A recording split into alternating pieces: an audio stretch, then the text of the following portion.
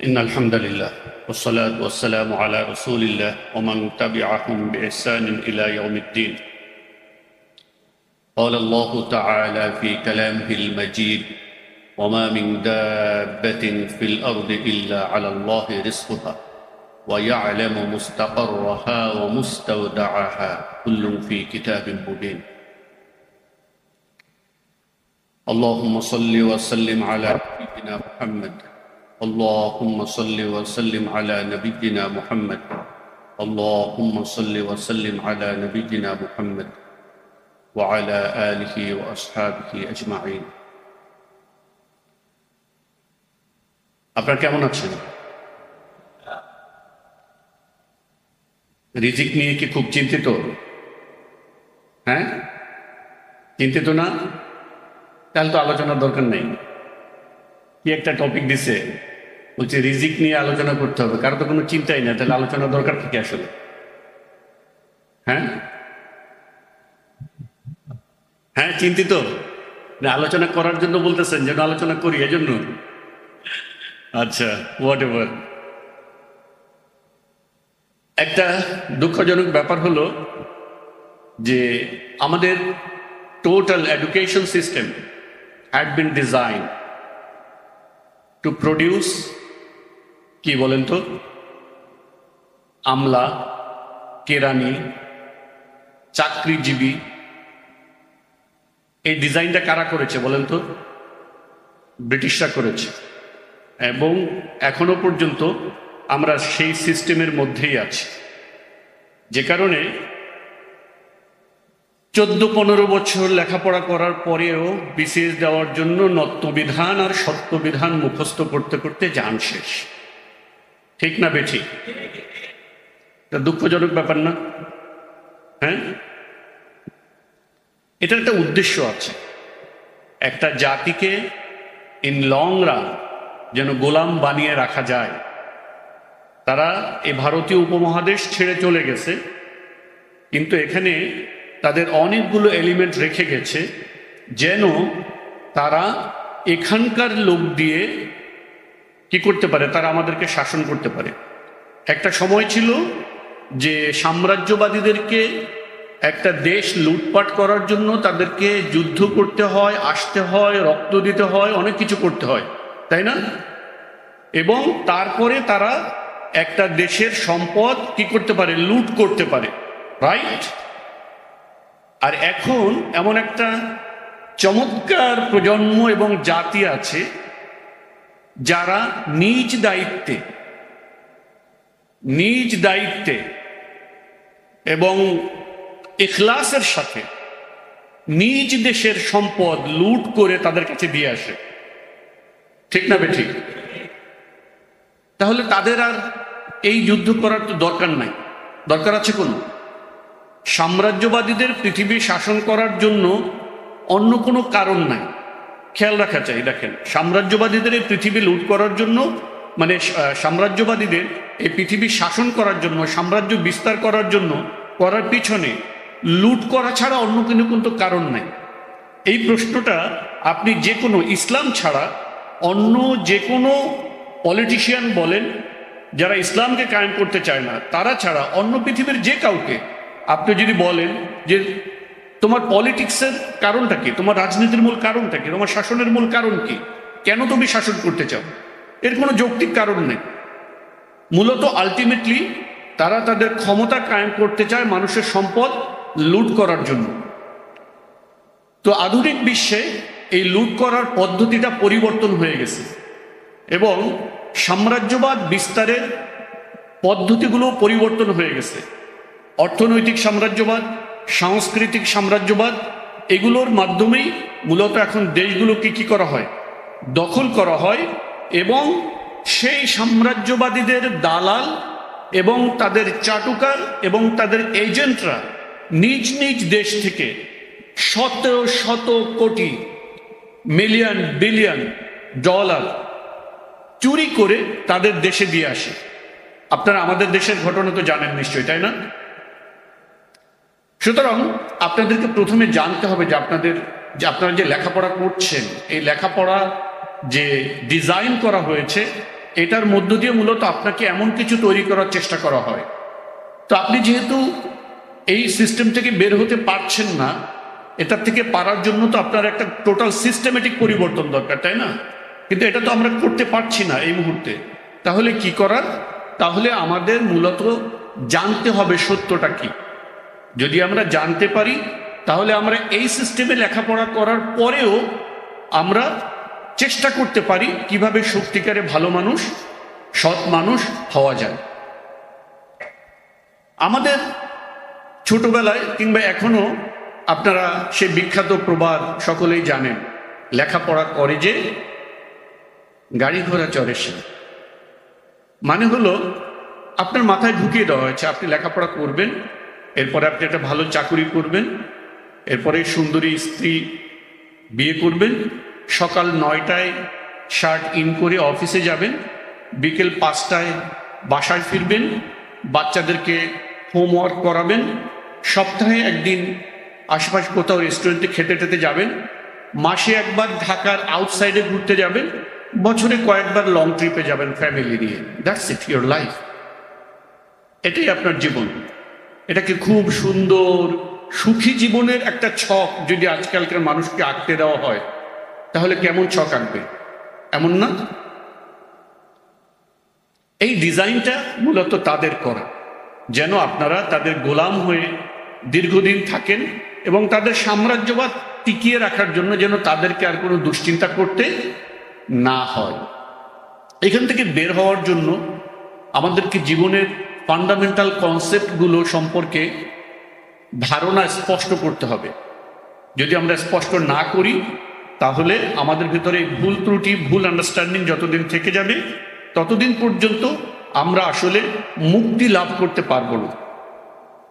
মুক্তি লাভ করতে পারবো না। আপনি স্থানীয় জুলুমি শাসন, আন্তর্জাতিক সাম্রাজ্যবাদী শাসন, এই সকল কিছু থেকে যে আপনি মুক্তি লাভ করবেন, এর প্রথম মুক্তি হবে মূলত আপনি নিজেকে আগে মুক্ত করতে হবে।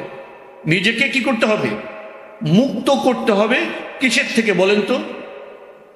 জানেন? নিজেকে মুক্ত করতে হবে শয়তানের ইবাদত থেকে। কার থেকে? শয়তানের ইবাদত থেকে। আমরা কেউ শয়তানের ইবাদত করি? করি, দিস ওয়ে অর দ্যাট, কোনো না কোনোভাবে করি। না হলে আল্লাহ তাআলা কোরআনে এতবার এই কথাটা বলতো, ইয়া বানি আদম লা তা'বুদুশ শাইতান, তোমরা কি করো না? শয়তানের ইবাদত করো না। শয়তানের ইবাদত যেমন এখন যদি আমাদের আপনার এই সময়ে যদি আপনি চিন্তা করেন যে এই সময়ে মানুষ আল্লাহর ইবাদত ছাড়া অন্যের ইবাদত কিভাবে করে, শিরক কিভাবে করে, যখনই আমরা শিরকের চিন্তা করি তখন আমাদের মাথায় চট করে চলে আসে যে একটা মূর্তি দাঁড়ানো আছে, তার পশ্চাৎ দিক দিয়ে লাঠি ঢুকানো, এবং আপনি গিয়ে সেটাতে সিজদা দিচ্ছেন বা মাথা নত করছেন। শিরক চিন্তা করলে আমাদের মাথায় এরকম একটা ইমেজ চলে আসে।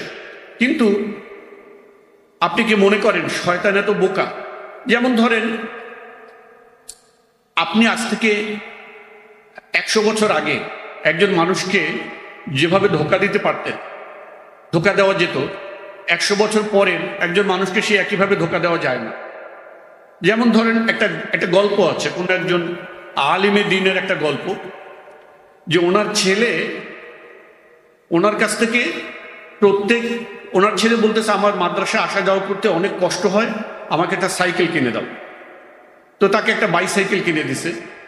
বাইসাইকেল কিনে দেওয়ার পরে সে পরের দিন থেকে বাবাকে বলতেছে যে সাইকেল চালাতে তো তেল লাগে, আমাকে প্রত্যেক দিন 1 লিটার করে তেলের টাকা দাও। তো অনেক দিন থেকে তেলের টাকা দিছে। নেওয়ার পরে একদিন ওনার ছেলে আসছে টাকা নেওয়ার জন্য। তো আরেকজন জিজ্ঞেস করছে, তাড়াতাড়ি জরুরি করে টাকা দাও, তো মাদ্রাসা যেতে হবে, সাইকেলের তেল কিনতে হবে। তো আরেকজন বলছে, হুজুর সাইকেলের তেল কিনতে হবে? বলছে, হ্যাঁ সাইকেল চালায়, তো প্রত্যেকদিন সাইকেল চালায়, স্কুলে যায়, তো মাদ্রাসা যাও, তেল লাগবে সাইকেলে।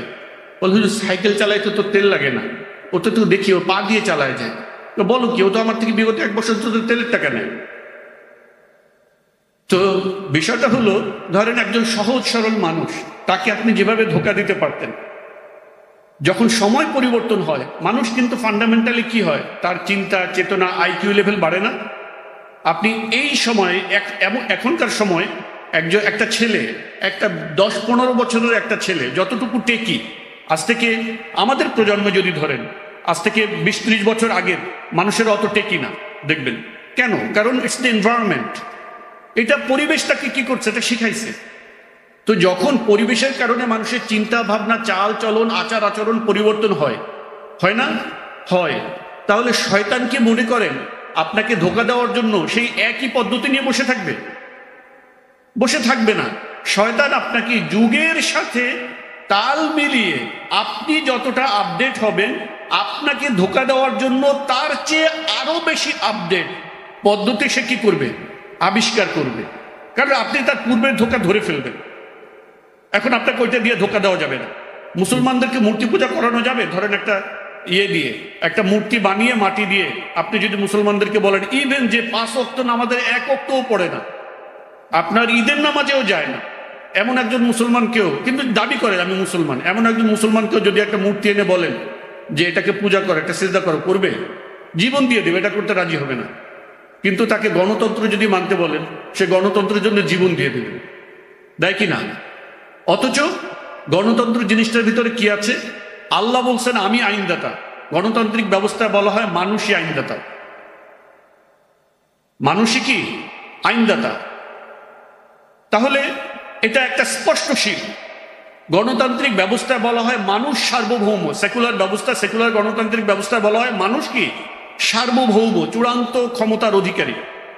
আর ইসলামে একমাত্র সার্বভৌম সত্তাকে আল্লাহ। তাবারাকাল্লাযী বিয়াদিহিল মুলক কুলিল্লাহুম্মা মালিকাল মুলক। আল্লাহ তাআলাই হলেন একমাত্র কি সার্বভৌম সত্তা। আর গণতন্ত্রের সার্বভৌমকে মানুষ। জিনিসটা চিন্তা করেন। আল্লাহ তাআলা বলছেন লাহুল খালক ওয়া লাহুল আমর। সৃষ্টি যার, বিধান তার। আপনার দেশ কি আল্লাহর আইনে পরিচালিত হয়? হয়। পিছনের লোকেরা কনফিউজ। আপনাদের দেশ তো আল্লাহর আইনে পরিচালিত হয়, তাই না? হয় না। কিন্তু এই দেশের লোকেরাই তো এই সরকার চালায়, তাই না? ভোট তাদেরকে কারা দেয়? কোকাপ নগরী থেকে জিনরা এসে দেয়? মানুষরা দেয়।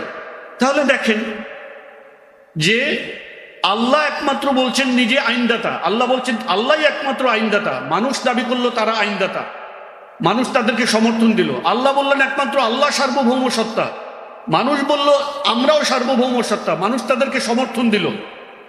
এই কাজগুলো মানুষ করতেছে না?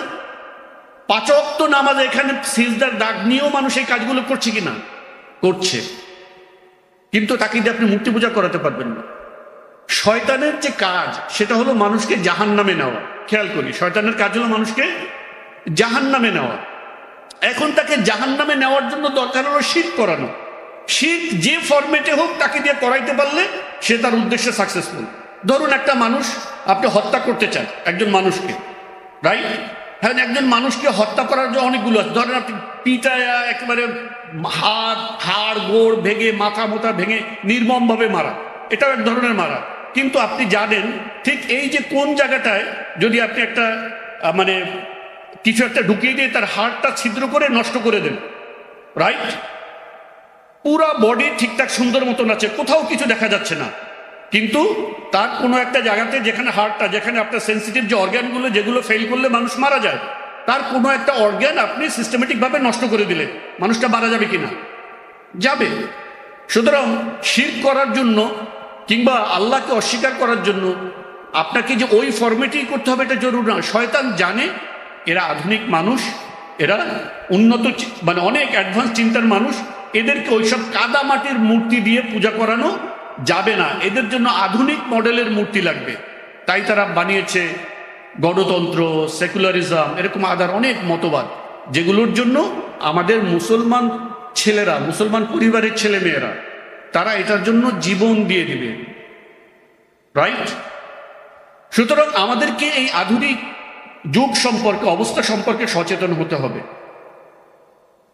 তাহলে আমরা যদি চিন্তা করি যে রিজিক আসলে কি, যেটা দিয়ে আমাদের এই গোটা এডুকেশন সিস্টেম, এইটার ভিতরে একমাত্র উদ্দেশ্য বানানো হয়েছে লেখাপড়া করো, চাকরি করো, টাকা উপার্জন করো, অ্যাজ ইফ এই টাকা উপার্জন করাটাই একজন মানুষের জীবনের সকল কিছুর মূল উদ্দেশ্য।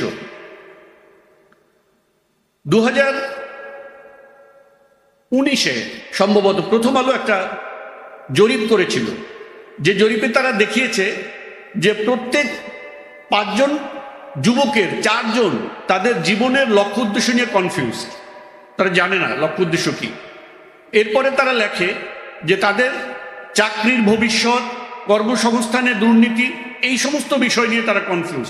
আচ্ছা বলেন তো, চাকরির খারাপ অবস্থা, কর্মসংস্থান, এগুলো কি আমাদের জীবনের লক্ষ্য উদ্দেশ্য? হ্যাঁ, লক্ষ্য উদ্দেশ্যগুলো। আজকের আপনাদের এখানে আমি প্রোগ্রামে দাওয়াতি মেহমান হয়ে আসছি না। আমি যদি আমাকে ধরেন দাওয়াত দিল, দাওয়াত দেওয়ার বললাম সাথে সাথে যদি বলি ভাই খাওয়াইবেন কি বলেন, তাহলে আপনারা আমাকে কি বলবেন? ছোট লোক কোথাকার, ঠিক কিনা? বলবেন কি না? ওই যে দিনই কথার জন্য দাওয়াত দিচ্ছে, এক জায়গায় যাবে, আগে বলতেছে ভাই খাওয়াবেন কি, এ খায় না, হাবাইতা কোথাকার। হ্যাঁ, বলবেন কি না? আপনারা যে আমাকে খাওয়াবেন, ধরেন মেহমান হিসেবে আসছি, এটা কি কোনো দুশ্চিন্তার বিষয় না? ইটস ভেরি নর্মাল কার্টেসি, তাই না? আল্লাহ তাআলা আপনাকে আমাকে এই দুনিয়ায় আল্লাহ তাআলার খলিফা হিসেবে পাঠিয়েছেন। কি হিসেবে পাঠিয়েছেন? খলিফা হিসেবে। ইন্নী জাইলুন ফিল আরদি খলিফা। তাহলে আপনার কি মনে হয় যে এই দুনিয়াতে আল্লাহ তাআলা আপনাকে পাঠাইছেন, আপনার রিজিক আল্লাহ না দিয়ে পাঠাইছেন? রিজিক যদি আল্লাহ তাআলা দিয়ে পাঠান, এটাই তো স্বাভাবিক। আল্লাহ তাআলা দিয়ে পাঠাইছেন, এবং আল্লাহ তাআলা শুধু দিয়ে পাঠাইয়াই ক্ষান্ত হননি। কোরআনে প্রায় 100 জায়গায় আল্লাহ তাআলা বারবার আপনাদেরকে নিশ্চয়তা দিচ্ছেন যে তোমাদের রিজিক আমি দিয়ে দিছি। আল্লাহ বলছেন নাহনু কসামনা বাইনাহুম মাঈশাতাহুম ফিল হায়াতিদ দুনিয়া, আমি তাদেরকে দুনিয়ার জীবনের বসবাস করার যে উপকরণ, এটা আমি বন্টন করে দিয়ে দিছি।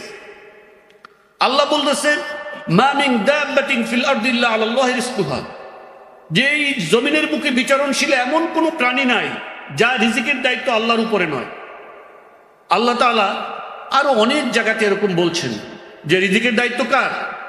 আল্লাহ। এখন এরপরেও যদি আপনি আমি সারাক্ষণ মূল চিন্তা ওইটাই হয় কি খাবো, কি পড়বো, কি খাবো, কি হাঁকবো, তাহলে আমরা কি, এটা কি ভালো ভদ্রলোকের চিন্তা না ছোট লোকের চিন্তা? ছোট লোকের চিন্তা, এটা ভালো চিন্তা না। ঠিক আছে, আল্লাহ তাআলা এত জায়গাতে আমাদেরকে নিশ্চয়তা দিয়েছে, কিন্তু আমরা নিশ্চিত হতে পারি না। আল্লাহ বলছেন আশ-শাইতানু ইয়াইদুকুমুল ফাকরা, দারিদ্রতার ভয় দেখায় শয়তান। দারিদ্রতার ভয় কে দেখায়? শয়তান। আল্লাহ তাআলা বলছেন আশ-শাইতানু ইয়াইদুকুমুল ফাকরা, শয়তান তোমাদেরকে দারিদ্রতার ভয় দেখায়, ওয়া ইয়া'মুরুকুম বিল ফাহশা, এবং অশ্লীলতার নির্দেশ দেয়। ওয়াল্লাহু ইয়াইদুকুম মিনহু মাগফিরাতান ওয়া ফাদলা, আর আল্লাহ তাআলা তোমাদেরকে ক্ষমা এবং আল্লাহর অনুগ্রহের ওয়াদা করতেছেন। চিন্তা করেন, দারিদ্রতার ভয় কে দেখায়? শয়তান দেখায়। তাহলে আমরা শয়তানের ভয়ে, শয়তানের দেখানো ভয়ে ভীত, আল্লাহর দেওয়া ওয়াদায় আশ্বস্ত নই। যদি আল্লাহ দেওয়া ওয়াদায় আশ্বস্ত হতাম, তাহলে রিজিক আমার কাছে প্রধান চিন্তার বিষয় হতো না। রিজিক আমার কাছে প্রধান চিন্তার বিষয় হতো না। শয়তানের দেওয়া ভয়ে আমরা ভীত, কিন্তু আল্লাহর দেওয়া ওয়াদায় আমরা কি নই? আশান্বিত নই। প্রথমে আমাদেরকে এই জায়গাটা সলভ করতে হবে, রিজিকের চিন্তাটা সলভ করার জন্য। এরপরে যদি আমরা বলি, আসলে অনেক সময় আমরা মনে করি রিজিক মানে হলো খালি টাকা পয়সা, টাকা পয়সা।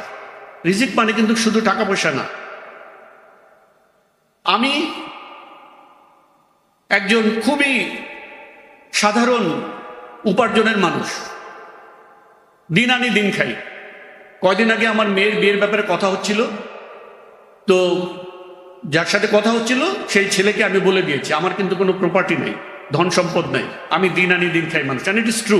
এটা ওই যে ভান করার জন্য বলেন, আমি ভান করার জন্য বলতেছি না। কিন্তু আলহামদুলিল্লাহ আমার 7 জন সন্তান। কয়জন? 7 জন সন্তান। আলহামদুলিল্লাহ 2 জন ওয়াইফ। আচ্ছা, আমার ফ্রেন্ড আছে, I know him personally, know him না দেন, আমার অনেক ফ্রেন্ড আছে যাদের ঢাকা শহরে কয়েকশো কোটি টাকার সম্পদ আছে, কিন্তু একটা স্ত্রী নেই, বয়স 40 বছর। কি বলেন? কয়েক শত কোটি টাকার সম্পদ আছে ঢাকা শহরে, সে ঘরে ফেরার পর সন্তানের মুখ দেখতে পারে না, এবং একজন স্ত্রী তার হাতে এক গ্লাস ঠান্ডা পানি নিয়ে দাঁড়িয়ে থাকে না। বলেন তো রিজিক কোনটা? খালি টাকা পয়সা না। তাহলে আমাদেরকে প্রথমে বুঝতে হবে রিজিক মানে শুধু কি না টাকা পয়সা না। শুধু টাকা পয়সা কেন্দ্রিক চিন্তা করে আপনি রিজিকের কনসেপ্ট দূর করতে পারবেন না। শুধু আপনি বস্তুগত, যেমন আপনার সম্পদ, স্বর্ণ, রূপা, গাড়ি, বাড়ি ইত্যাদি যা কিছু খান, ব্যবহার করেন, এগুলো আছে। রিজিকের আরেকটা পার্ট হলো আপনার, যেমন আপনার যে জ্ঞান, আপনার যে জ্ঞান, এটাও কিন্তু আল্লাহ তাআলার একটা রিজিক। আপনি আল্লাহ সম্পর্কে যে ধারণা রাখেন, এটাও আল্লাহ তাআলার পক্ষ থেকে একটা কি রিজিক। কত মানুষ আছে, কোটি কোটি টাকা আছে, সে আল্লাহকে চেনে না, সে তার স্রষ্টাকে চেনে না।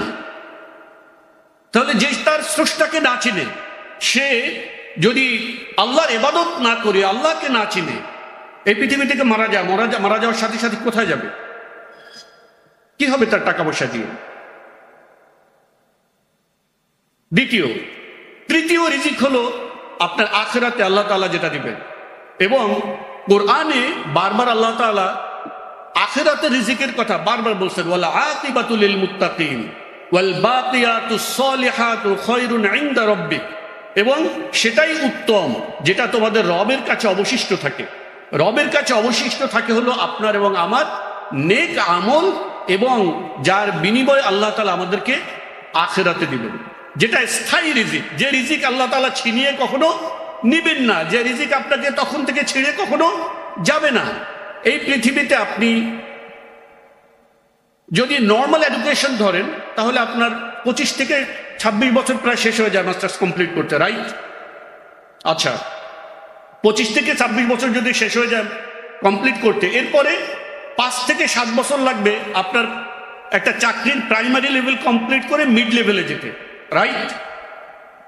আপনি একটা চাকরির মোটামুটি একটা মানে উঁচু স্তরে যেতে আপনার বয়স 40, অ্যারাউন্ড 40। আচ্ছা, আপনি বাঁচবেন কতদিন?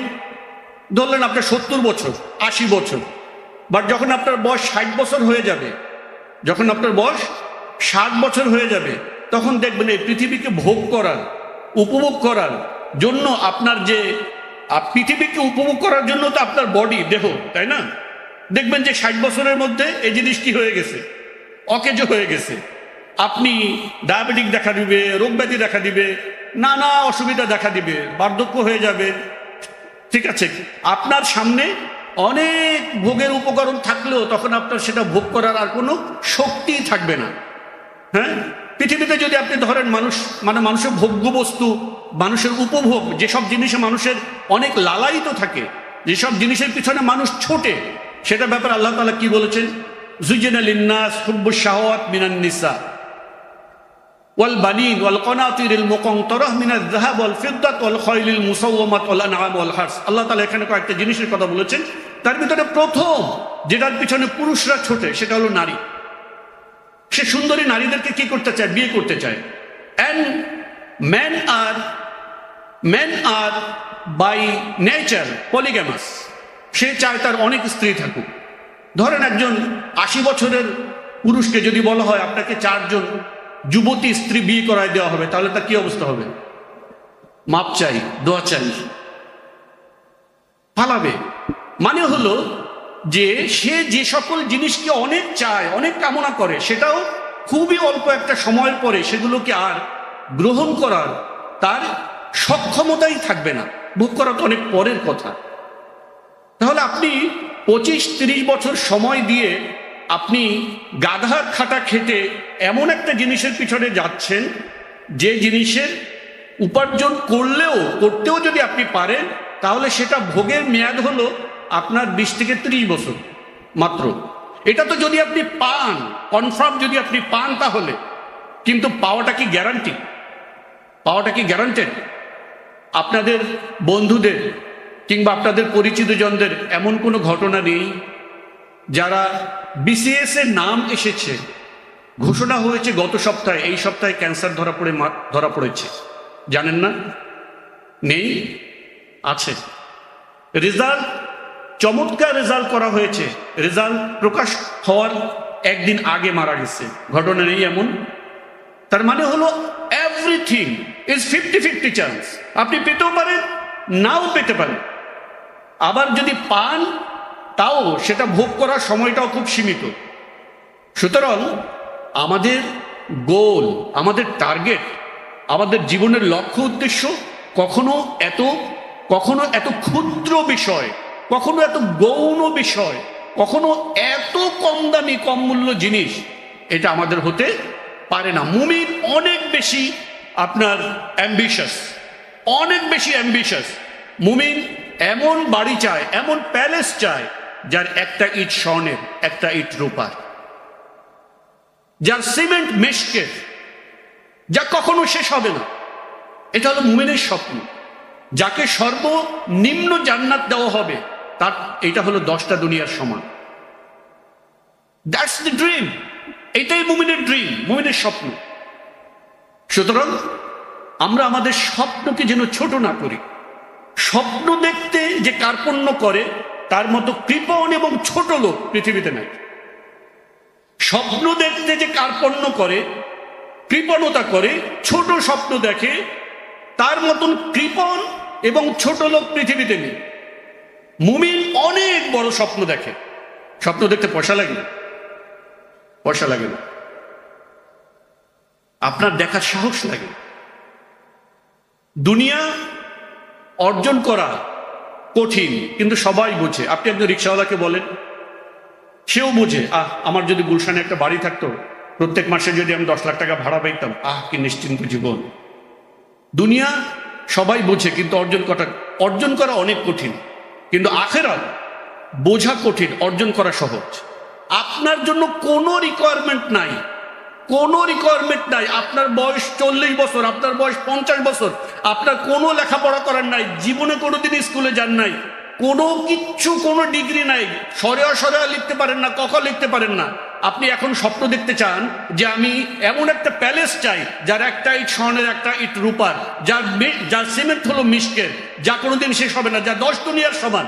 আপনার পক্ষে দেখা সম্ভব? সম্ভব কিনা বুঝতে পারছেন?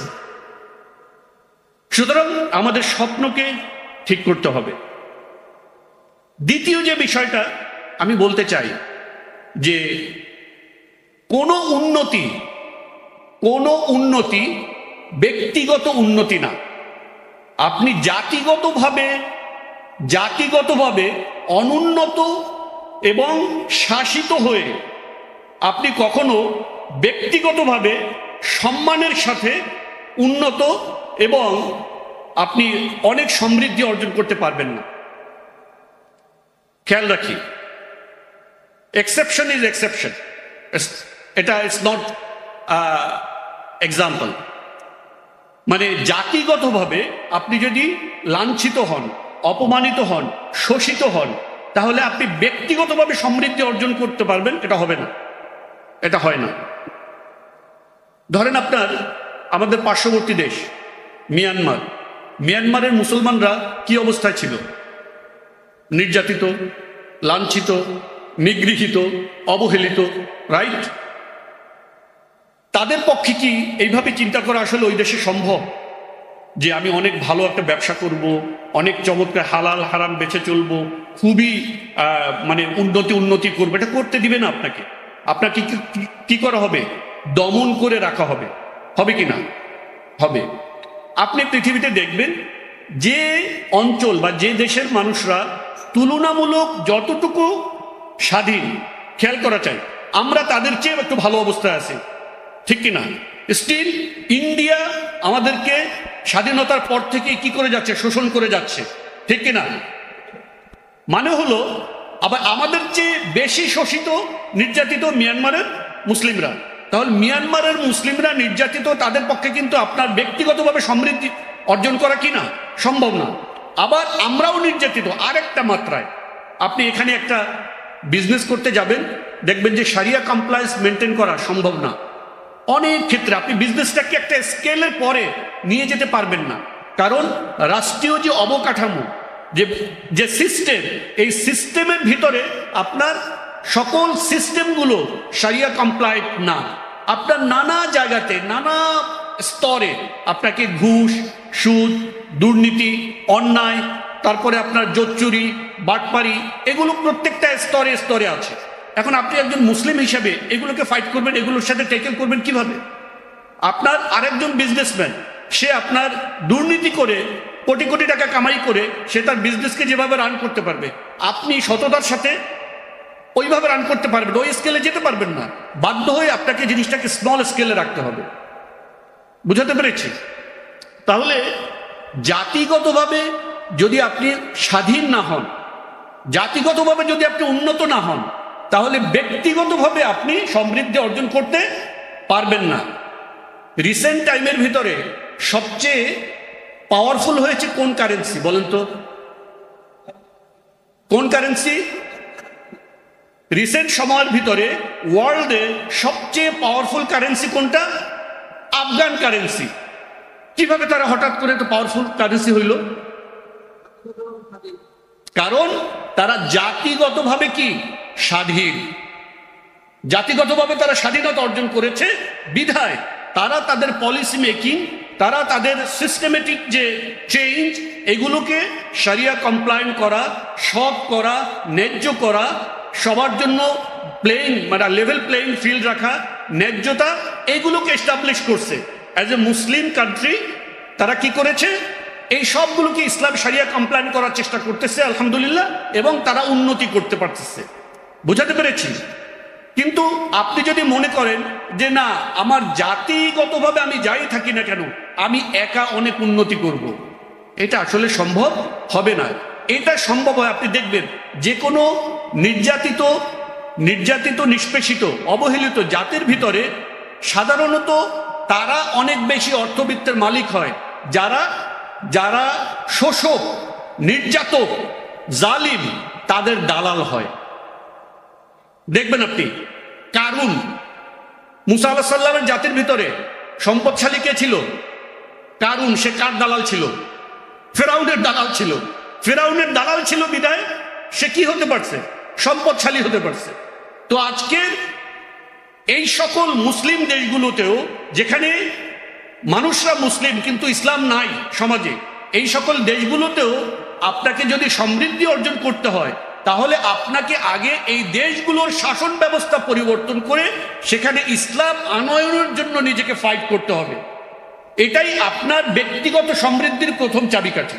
যদি মুসলিম হিসাবে আপনি সমৃদ্ধি অর্জন করতে চান, যদি সেটার জন্য আপনি সময় না দেন, তাহলে আপনাকে ওই দত্তবিধান, সত্যবিধান মুখস্থ করবেন, আর তারপরে চাকরি করে গোলামি করবেন, হুকুমের দাস হবেন, গোলাম হবেন, যা হুকুম দেবে তাই পালন করবেন, মাস শেষে একটা স্যালারি পাবেন, যেটা আগে বলেছে ওইভাবে চলবেন। ওইটাই যদি আপনার উন্নতির মানদণ্ড হয়, তাহলে তো কিছু করার নেই। দেখেন, জাতিগতভাবে আল্লাহ তাআলা কারো কারো উপরে, কোনো কোনো জাতির উপরে দারিদ্রতা এবং লাঞ্ছনা চাপিয়ে দিতে পারেন। আপনারা কি জানেন কি কারণে আল্লাহ তাআলা দারিদ্রতা এবং লাঞ্ছনা চাপিয়ে দিয়ে থাকেন? অতীতের কোন জাতিকে জানেন যাদের উপরে দারিদ্রতা, লাঞ্ছনা চাপিয়ে দেওয়া হয়েছিল? চিনেন কেউ এমন কোন জাতির নাম? বনি ইসরাইল। বনি ইসরাইলের উপরে আল্লাহ তাআলা লাঞ্ছনা ও দারিদ্রতা চাপিয়ে দিয়েছিলেন। আল্লাহ তাআলা বলছেন, দুরিবাত আলাইহিমুয যিল্লাতু ওয়াল মাসকানা, তাদের উপরে লাঞ্ছনা ও দারিদ্র চাপিয়ে দেওয়া হয়েছিল। আচ্ছা, কেন? যালিকা বিআন্নাহুম কানু ইয়াকফুরুনা বিআয়াতিল্লাহ, কারণ তারা আল্লাহর আয়াতের সাথে কুফরি করত। আল্লাহর আয়াতের সাথে কি করত? কুফরি করত। ওয়ায়াকতুলুনান নাবিয়্যিনা বিগায়রিল হক, এবং নবীদেরকে তারা অন্যায়ভাবে হত্যা করত। যালিকা বিমা আসাউ, তারা কি করত? অবাধ্যচারিতা করত, ওয়াকানু ইয়াতাদুন, এবং তারা সীমা লঙ্ঘন করত। আচ্ছা বলেন তো, আমরা এই বাংলাদেশে জাতি হিসেবে, শুনেন, জাতি হিসেবে যখন আমরা বলবো আমাদের প্র্যাকটিসের কথা, তখন আপনার ব্যক্তিগত কিংবা সামাজিক পরিসরে অল্প পরিসরের প্র্যাকটিসকে বোঝায় না, আপনার রাষ্ট্রীয় প্র্যাকটিসকে বোঝায়। কোনটাকে বোঝায়? রাষ্ট্রীয় প্র্যাকটিসকে বোঝায় জাতি হিসাবে প্র্যাকটিস। জাতি হিসাবে রাষ্ট্রীয়ভাবে আমরা কি আল্লাহর আয়াতের সাথে কুফরি করে চলছি কিনা? চলছি কিনা? মদ ইসলাম কোরআনে কি হারাম না হালাল? আপনার দেশে কি হারাম না হালাল? এই দেশে লাইসেন্স আছে কিনা মদের? তার মানে আল্লাহ বলছেন হারাম, এই রাষ্ট্র তাকে করছে কি? হালাল। কুফরি কোর্স করা হলো কিনা? হলো। আচ্ছা, আল্লাহ তাআলা বলছেন সুদ হারাম, তাই না? সুদ, এটার সাথে কি বলছে? আল্লাহ এবং তার রাসূলের বিরুদ্ধে যুদ্ধ ঘোষণা করা, বলেছেন কিনা? আল্লাযীনা ইউহারিবুনা আল্লাহ ওয়া রাসূলাহু, সরি এই আয়াতটা না, এটা অন্য একটা আয়াত। আপনার সুদের যে আয়াত, সেখানে আল্লাহ এবং তার রাসূলের বিরুদ্ধে যুদ্ধের কথা আছে কিনা?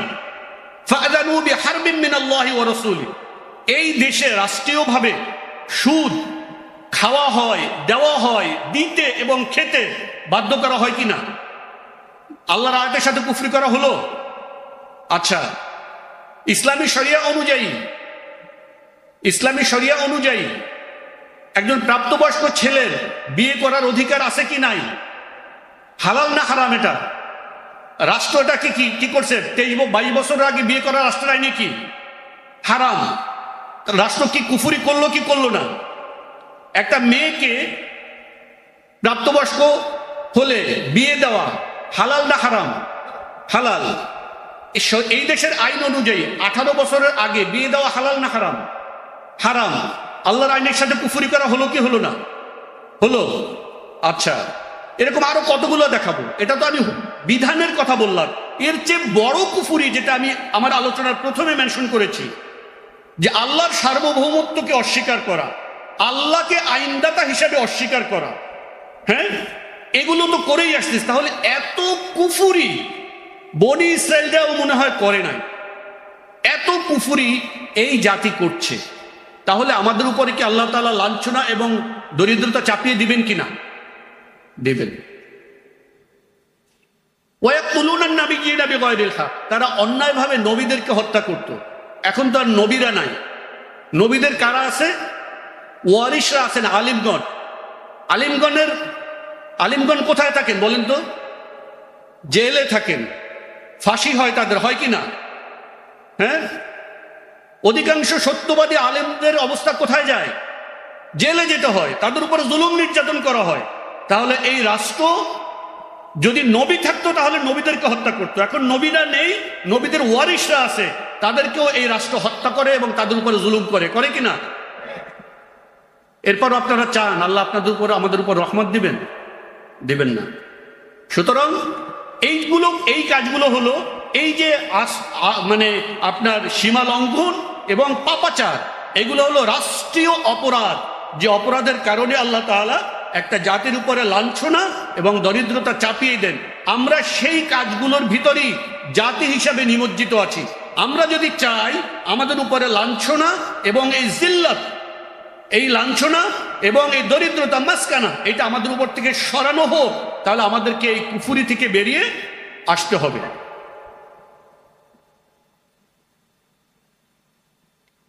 আমরা অনেক সময় মনে করি যে কাফের মুশরিকদের এদের সচ্ছলতা, মানে ইউরোপিয়ান ওয়েস্টার্ন দেশগুলোকে যখন আমরা দেখি এরা অনেক সচ্ছল, এবং অনেকে ধোকায় পড়ে যায় যে কুফরি করাই মনে হয় সচ্ছলতার একমাত্র কারণ।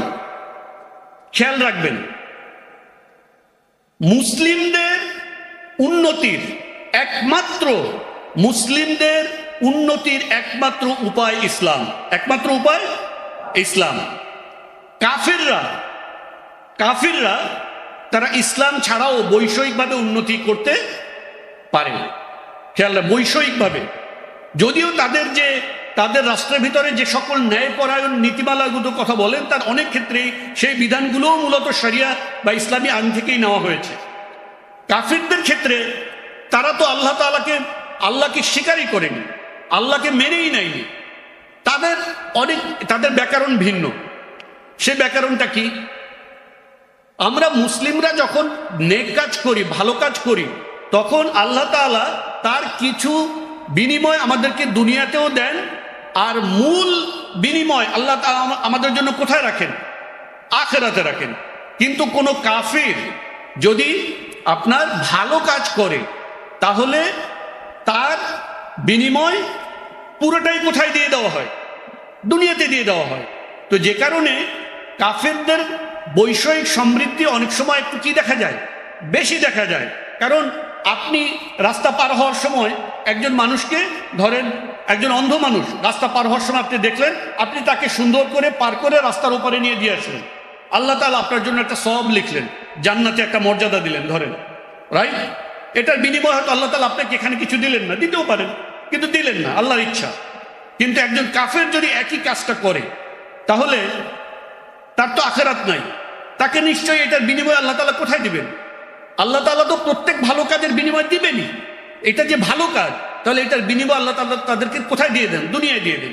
এই জন্য কোরআনে একটা আয়াত আছে, ওয়ালাউলা আইয়াকুনান নাসু উম্মাতাও ওয়াহিদাতান, যদি কাফির সব মানুষ যদি এক উম্মত হয়ে না যাইতো, অর্থাৎ সব মানুষ কাফিরদের সমৃদ্ধি দেখে, দুনিয়ার বৈষয়িক সমৃদ্ধি দেখে সব যদি কাফের হয়ে না যেত, তাহলে আল্লাহ তাআলা বলছেন লাজআল্লা লিমান ইয়াকফুরু বির রহমান, যে যারা রহমানের সাথে কুফরি করে, লিবুয়ুতিহিম সুকুফাম মিন ফিদ্দা, তাহলে আল্লাহ তাদের বাড়িঘর এটা স্বর্ণ রৌপ্য দিয়ে বানায় দিতেন।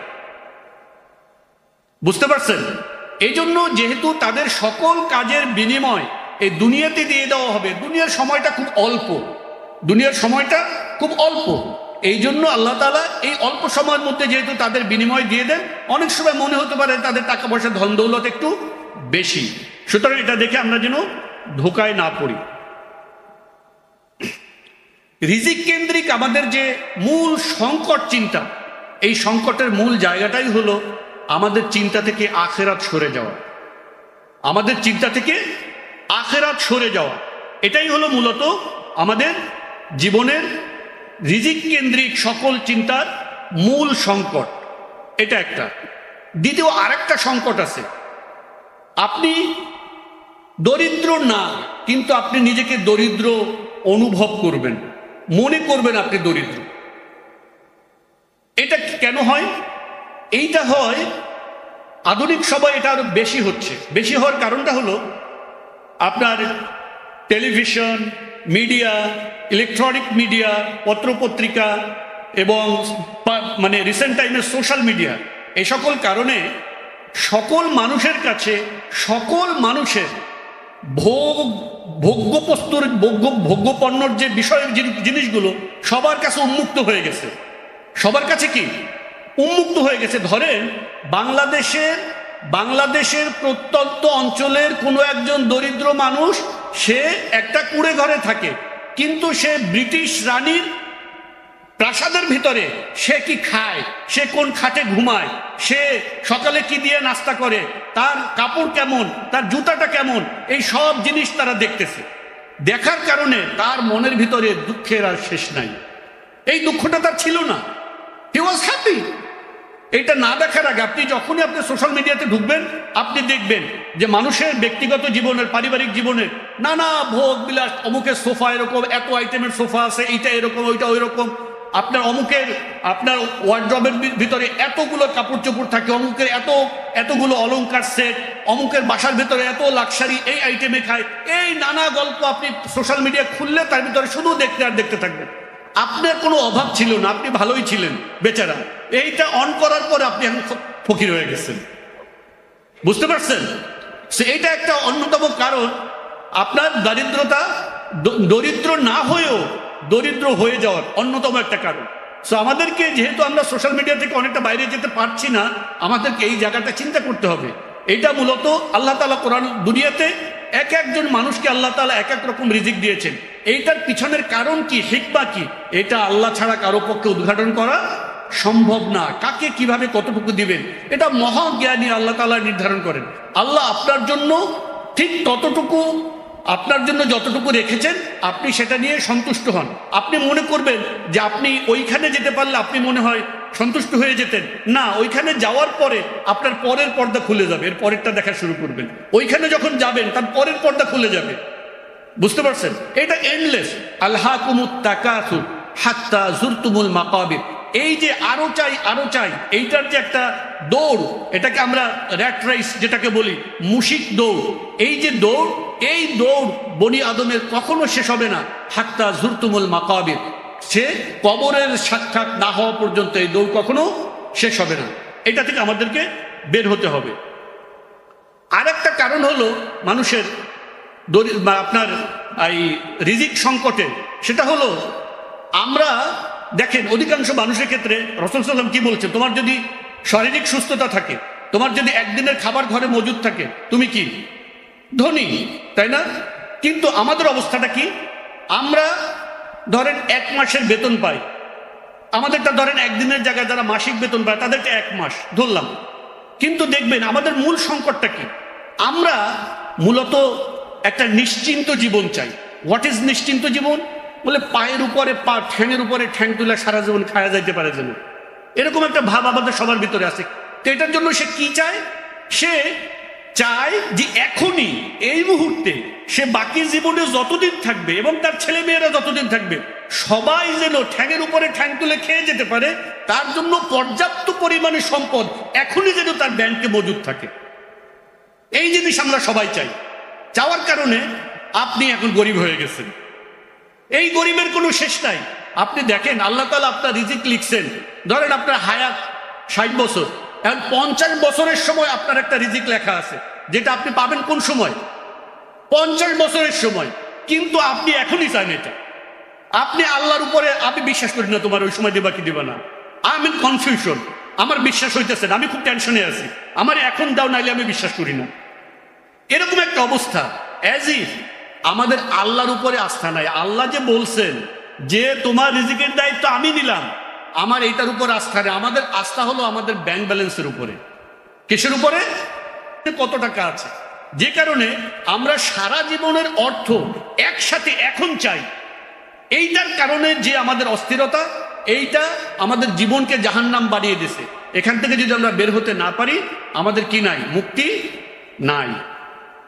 একটা হাদিস, একটা লম্বা হাদিস, এই লম্বা হাদিসের একটা অংশ, এই অংশের সাথে দেখেন রাসূল সাল্লাল্লাহু আলাইহি ওয়াসাল্লাম বলছেন, মান সাআ আলা ওয়ালিদাইহি ফাফি সাবিলিল্লাহ। যে ব্যক্তি তার পিতামাতার জন্য, আপনার পিতামাতার রিজিক অন্বেষণের জন্য চেষ্টা করে, সে আল্লাহর পথে কাজ করতেছে। ওয়ামান সাআ আলা ইয়ালিহি ফাফি সাবিলিল্লাহ। এবং যে ব্যক্তি তার পরিবার পরিজনের রিজিকের জন্য কাজ করতেছে, সেও আল্লাহর পথে আছে। ওমান সাআ আলা নাফসি লিউইফাহা ফাফি সাবিলিল্লাহ। এবং যে ব্যক্তি নিজেকে সৎ রাখার জন্য রিজিকের জন্য চেষ্টা করতেছে, কাজ করতেছে, সেও আল্লাহর পথে আছে। ওয়ামান সাআ আলা তাকাসুর ফাহুয়া ফি সাবিলিশ শাইতান।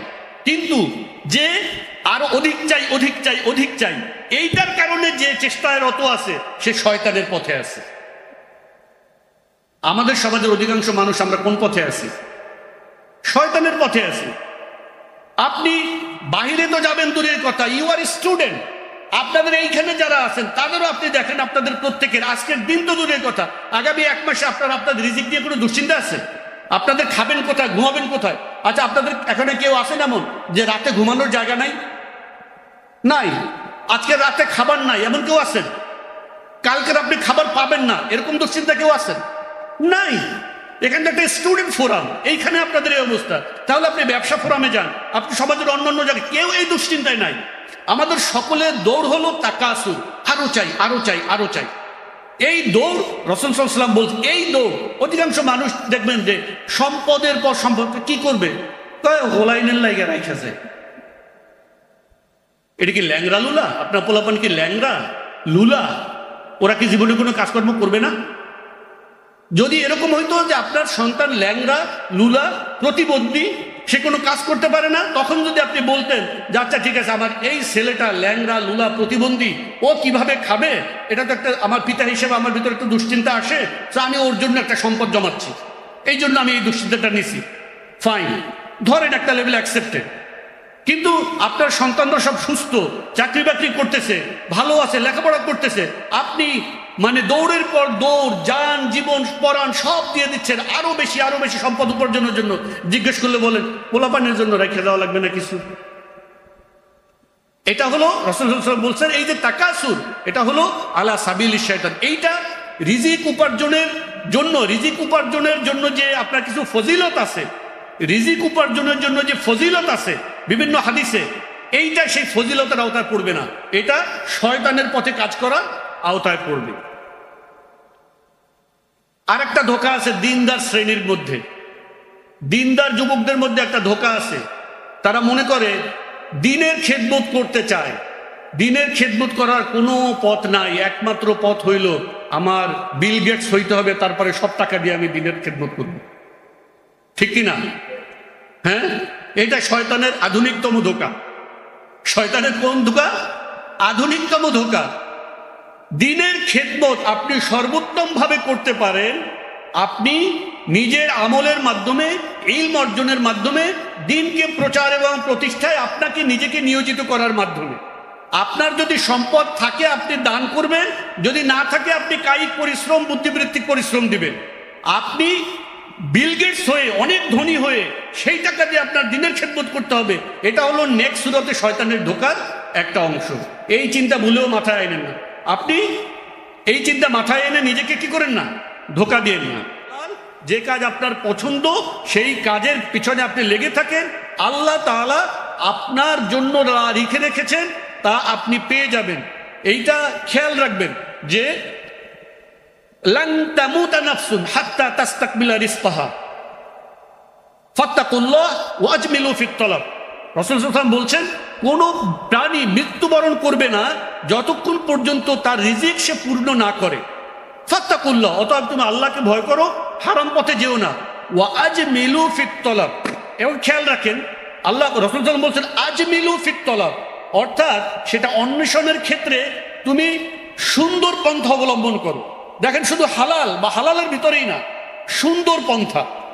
আপনি এটা করতে গিয়ে আপনি কারোর সাথে মনে করতে পারেন যে এটা হারাম না, কিন্তু আর এক ভাইয়ের একটু কি হয়, মন খারাপ করে দেওয়া হচ্ছে, আপনি অ্যাভয়েড করেন, ওটা করতে যায়েন না। এবং যেটা করার মাধ্যমে আপনার মনে একটা প্রশান্তি থাকে, স্বচ্ছতা থাকে, নিরপেক্ষতা থাকে, ন্যায়পরায়ণতা থাকে, আপনার ভালো লাগে, আপনি দেখবেন এটা হলো উত্তম পন্থা। উত্তম পন্থায় আপনি আপনার রিজিক অন্বেষণ করেন, আপনি আপনার রিজিক পেয়ে যাবেন। আমি আমার ব্যক্তিগত জীবন থেকে দেখেছি, আমি আমার জীবনে যতটুকু, আমি অর্থের কথা বলতেছি, অর্থ উপার্জনের ক্ষেত্রে আমি আমার জীবনে বেশি পরিমাণ অর্থ উপার্জন করছি কমতম পরিশ্রমে। মানে হলো আপনি চেষ্টা করবেন, আপনাকে এটা বলছি না, আপনি চেষ্টা করবেন, চেষ্টাটা যে আপনি করবেন সেটা হলো আল্লাহর হুকুম হিসাবে চেষ্টা করবেন। আল্লাহ বলছেন ফান্তাশিরু ফিল আরদি ওয়াবতাগু মিন ফাদলিল্লাহ, আপনাকে আল্লাহ তাআলা ছড়িয়ে পড়তে বলছেন রিজিক অন্বেষণের ক্ষেত্রে, এটা আল্লাহর একটা হুকুম, আপনি তাই করবেন। কিন্তু কখন আপনাকে আল্লাহ তাআলা রিজিক কোনভাবে, কতটুকু, কতখানি দিবেন, এই ফয়সালাটা কার হাতে? আল্লাহর হাতে, এটা আপনি জানেন না।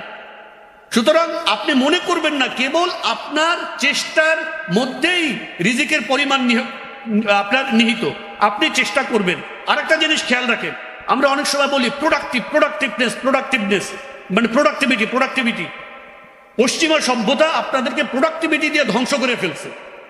এত বেশি প্রোডাক্টিভিটি আপনাদের উৎপাদন করতে চায় যে আপনার দিনের জন্য সময় নাই, আপনার পরিবারের জন্য সময় নাই, আপনার নামাজ পড়তে যাওয়ার সময় নাই, আপনার তাসবিহ তাহলিলের জন্য সময় নাই, কোরআন তেলাওয়াতের জন্য সময় নাই, জিকির আজকারের জন্য সময় নাই, আপনার বন্ধুর সাথে হাসি মুখে 5টা কথা বলবেন, একটু গল্প করবেন, একজনের একটু দুঃখের কথা শুনবেন, কোনো কিছুর সময় নাই আপনার, শুধু প্রোডাক্টিভিটি আর প্রোডাক্টিভিটি। এইটা পশ্চিমা সভ্যতা, পশ্চিমা জগতে আপনি যে মানুষ যে হতাশ, মানুষের ভিতরে যে অবসাদ, যে ডিপ্রেশন, এই সব কিছু চলে আসছে এই টু মাচ প্রোডাক্টিভিটির কারণে। আপনারা মডারেট পন্থায়, অর্থাৎ মধ্যম পন্থায় রিজিকের জন্য চেষ্টা করেন। একই সাথে আপনার বন্ধুকে সময় দেন, পাড়া প্রতিবেশীকে সময় দেন, দিনের জন্য সময় দেন, বাবা মাকে সময় দেন, পরিবারকে সময় দেন, সবকিছু করেন এবং তার একটা অংশ বরাদ্দ রাখেন কি করার জন্য? আপনার রিজিক অন্বেষণের জন্য। সকাল থেকে সন্ধ্যা পর্যন্ত, সন্ধ্যা থেকে সকাল পর্যন্ত গোটাটা সময় কেবল কোথায় টাকা, কোথায় টাকা, কোথায় টাকা, আরো কিভাবে, এইটা থেকে আপনারা নিজেদেরকে মুক্ত করেন। আল্লাহ তাআলা আপনাদেরকে সম্মানজনক জীবন দান করবেন, সম্মানজনক আখিরাত দান করবেন ইনশাআল্লাহ। সর্বশেষ বিষয় ছিল আমার ইয়েটা ছিল রিজিক, ক্যারিয়ার, বিয়ে। বিয়ে করে ফেলেন, বিয়ে করে ফেলেন। অনেকে মনে করেন বিয়ে হলো সেটেলড হয়ে তারপর বিয়ে করবেন। Marriage is not the ultimate settlement, marriage is the way to get settled. বিয়ের মাধ্যমে বিয়ে আপনার কোনো সেটেল হয়ে বিয়ে করবেন তা না ব্যাপারটা। বিয়েটাই মূলত আপনাকে সেটেলমেন্টের দিকে দিয়ে যাবে, আপনার স্থিতিশীলতা আনবে, দেখবেন যে রিজিক আল্লাহ তাআলা বাড়ায় দিবেন। আমার ছোট ভাই, ও গত মাসে 1-1.5 মাস আগে বিয়ে করছে, আজকে তার চাকরি হয়ে গেছে। এইটার জন্য কোনো ভয় করবেন না, রিজিক আল্লাহর তরফ থেকে আসবে, ঠিক আছে? তবে কি করবেন না, পালায়া বিয়ে করবেন না। কি করবেন না? পালায়া বিয়ে করবেন না। ফ্যামিলিকে জানায় বিয়ে করবেন, ফ্যামিলিকে জানাবেন, বাবা মাকে স্পষ্ট করে জানাবেন। আমার কাছে এরকম একটা ছেলে আসছে একবার, একটা ছেলে এসে বলতেছে, উস্তাদ আমার তো একটা সমস্যা আছে। বলে কি সমস্যা? বলে যে আমি একটা মেয়েকে পছন্দ করি। আমি বললাম পছন্দ করো, গিয়ে বিয়ের প্রস্তাব দাও। বলে এটা তো সাহস পাচ্ছি না। আর তো ঠ্যাং ভাঙুম আমি। মেয়েকে পছন্দ করিস, তার বাপের কাছে গিয়ে বলবি যে আমি কি করতে চাই, বিয়ে করতে চাই। আমি যখন আমার 4 সন্তান, তখন আমি সেকেন্ড ম্যারেজ করি। আমি স্ট্রেট ফরওয়ার্ড মেয়ের বাপের কাছে গিয়ে প্রস্তাব দিয়েছি আমি আপনার মেয়েকে বিয়ে করতে চাই, এবং তাকে বলেছি যে আমি আপনার মেয়েকে বিয়ে করতে চাই, এবং আমি আপনার কাছে স্পষ্ট করছি যে আপনার মেয়ে এবং আমার মধ্যে এমন কোনো সম্পর্ক নাই যে আপনি যদি না করেন তাহলে আমি আপনার মেয়েকে ভাগাই নিয়ে বিয়ে করব। আপনি মেয়ের গার্ডিয়ান এবং আপনার কথাই চূড়ান্ত। আপনি যদি ইয়েস বলেন ইয়েস, নো বলেন নো, বিয়ে করব না, শেষ, close. Be a man, be a man. যদি আপনার কাউকে পছন্দ থাকে তাকে ফুল দিতে যায়েন না, তার বাপের কাছে যান, গিয়ে বলেন I want to take the responsibility of your daughter. আমি আপনার মেয়ের দায়িত্ব নিতে চাই। পুরুষ হন, গিয়ে বলেন আমি আপনার মেয়ের দায়িত্ব নিতে চাই, তার রিজিকের, তার ভরণ পোষণের ব্যবস্থা করতে চাই, বাকি জীবন সে আমার সাথে থাকবে। আমি যদি 1 মুঠো খাই আপনার মেয়েও 1 মুঠো খাবে, আমি যদি না খেয়ে থাকি আপনার মেয়েও না খেয়ে থাকবে, নো ইস্যু। আমি যদি খেয়ে থাকি আপনার মেয়েও খেয়ে থাকবে ইনশাল্লাহ। আমি দায়িত্ব নিতে চাই। Be a man. বিয়ে করেন, কিন্তু ফ্যামিলিকে জানায় করবেন। ফ্যামিলি যদি আপনাকে, পুরুষদের ক্ষেত্রে বলতেছি, ফ্যামিলিকে জানাবেন, ফ্যামিলিকে জানাবেন, এগেইন অ্যান্ড এগেইন জানাবেন। যদি আপনার ফ্যামিলি ইসলামের যে লিমিট এটা ক্রস করে ফেলে, যে না আপনি দেখছেন যে আপনি বিয়ে না করলে আপনি পাপের ভিতরে জড়িয়ে যেতে পারেন, পাপের ভিতরে জড়িয়ে যেতে পারেন, কিন্তু আপনার ফ্যামিলি আপনাকে বিয়ে করতে দিচ্ছে না, বাধা দিচ্ছে, তাহলে আপনি দরকার হয় আপনার গার্ডিয়ান, আপনি নিজেই গার্ডিয়ান। আপনার বাবা যদি না যায় দরকার চাচাকে জানান, চাচা যদি না জানে আপনার আত্মীয় স্বজনকে জানান, দরকার ঘোষণা দিয়ে দেন আমি আমার ফ্যামিলিকে জানাইছি যে আমি বিয়ে করতে চাই, কিন্তু আমার ফ্যামিলি আমাকে কোঅপারেট করছে না। As I am a man and I am responsible for myself, সুতরাং আমি সিদ্ধান্ত নিচ্ছি আমি বিয়ে করব, আপনাদেরকে জানাই দিলাম। Understand it? ক্লিয়ার? জানাই করবেন, ঠিক আছে? আর মেয়েদের ক্ষেত্রে কখনো লুকায়া বিয়ে করবেন না কাউকে। ফ্যামিলির মতামত ছাড়া, ফ্যামিলির উপস্থিতি ছাড়া, ফ্যামিলির সম্মতি ছাড়া, গার্ডিয়ানের সম্মতি ছাড়া লুকিয়ে কাউকে বিয়ে করবেন না কোনো অবস্থাতে। সেই ছেলে যতই ভালো হোক না কেন, যত দিনদার হোক, যত আল্লাহর ওলি হোক না কেন, লুকিয়ে বিয়ে করবেন না। আর আপনাদেরকে বলছি, you need to set good example to be follow. আপনারা যদি চান যে সমাজে একটা ভালো উদাহরণ হোক যেটা অন্যরা অনুসরণ করবে, তাহলে আপনাদেরকে সেই পুরুষ হতে হবে যারা ভালো উদাহরণ সেট করবে। আপনার 100 ওয়াজ আর একটা ভালো উদাহরণ, 100 মানুষের ওয়াজ আর একটা ভালো উদাহরণ, ভালো উদাহরণটা অনেক বেশি গুরুত্বপূর্ণ। আপনারা যদি ছাত্র অবস্থা বিয়ে করেন তাহলে মানে কয়দিন পর ডিভোর্স দিয়ে দিবেন, মেয়েটাকে ফেলে দিবেন, এই ধরনের বাজে এক্সাম্পল সেট করেন না। বুঝতে পারছি? If you are man and আপনাকে সে রিস্ক নিয়ে, আপনি একজন স্টুডেন্ট, আপনার কি হবে ভবিষ্যতে না হবে, একটা মেয়ে আপনার উপরে রিলাই করছে, ট্রাস্ট করছে যে আপনি তার দায়িত্ব নিচ্ছেন, আপনি এখন তাকে বিয়ে করলেন, কয়দিন পর চাকরি বাকরি যখন পাইলেন তখন তাকে ফালাই দিয়ে আরেক জায়গায় গেলেন। এটা করবেন না, ঠিক আছে? আপনার যদি মনে হয় যে আপনি পরবর্তীতে অন্য বিয়ে করবেন, লেট হার আন্ডারস্ট্যান্ড, কিন্তু কোনো অবস্থাতেই তার সাথে বেইনসাফি করবেন না, কোনো অন্যায় করবেন না। যেভাবে ন্যায় পরায়ণের সাথে আপনি যদি অধিক বিয়ে করতে চান, ডু ইট, বাট কখনো তার হক নষ্ট করবেন না, এটা মাথায় রাখবেন। মেয়েদের জন্য বলেছি কখনো লুকিয়ে বিয়ে করবেন না, দ্যাটস ইট। বিয়ের ব্যাপারে অন্য অনেক বড় লম্বা আলোচনা আমার মনে হয় দরকার নাই। এ হলো মোটামুটি রিজিক, ক্যারিয়ার এবং বিয়ে সম্পর্কে আমার সংক্ষিপ্ত আলোচনা। আল্লাহ তাআলা আমাদের সকলকে এর মধ্য থেকে যা কিছু ভালো বললাম সেগুলোকে আমল করার তৌফিক দান করুন, আর যদি মন্দ কিছু বলে থাকি তা শয়তানের পক্ষ থেকে সেগুলোকে বর্জন করার তৌফিক দান করুন। আমিন। ওয়া আখিরু দাওয়ানা আনিল হামদুলিল্লাহি রাব্বিল আলামিন। ওয়াসসালামু আলাইকুম ওয়া রাহমাতুল্লাহি ওয়া বারাকাতুহু।